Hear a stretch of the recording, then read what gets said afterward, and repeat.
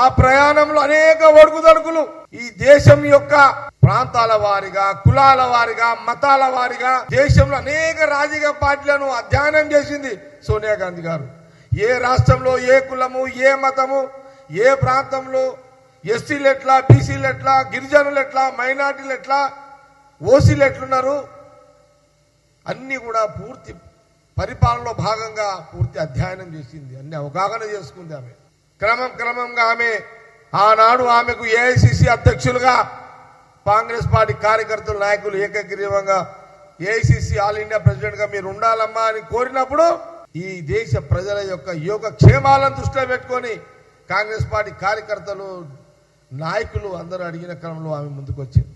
ఆనాడు దాదాపు 22 సంవత్సరాలు Congress party all India president గా, ఈ భారతదేశ Congress party all India president గా ఆమె 22 సంవత్సరాల అధ్యక్షులుగా ఉన్నది.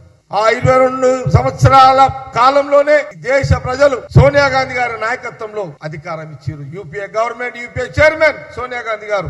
ఆ రోజు కాంగ్రెస్ ఎంపీలు అన్నారు, మిత్రపక్షాలు ఢిల్లీలో అందరూ అన్నారు, సోనియా గాంధీ గారు మీరు ప్రధానమంత్రిగా ప్రమాణ స్వీకారం చెయ్యాలని వారిని కోరడము ఎన్ని కోరికలు, ఎన్నిసార్లు వారు కాంగ్రెస్ పార్టీ ఎంపీలే కాదు, కాంగ్రెస్ పార్టీ కార్యకర్తలే కాదు, ఎంటైర్ మిత్రపక్షాలు కూడా సోనియా గాంధీ గారిని ప్రధానమంత్రిగా ఉండాలని కోరడం జరిగింది.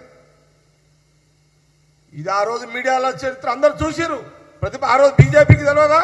బీజేపీ నిద్రపోయిందా ఆ టైంలో?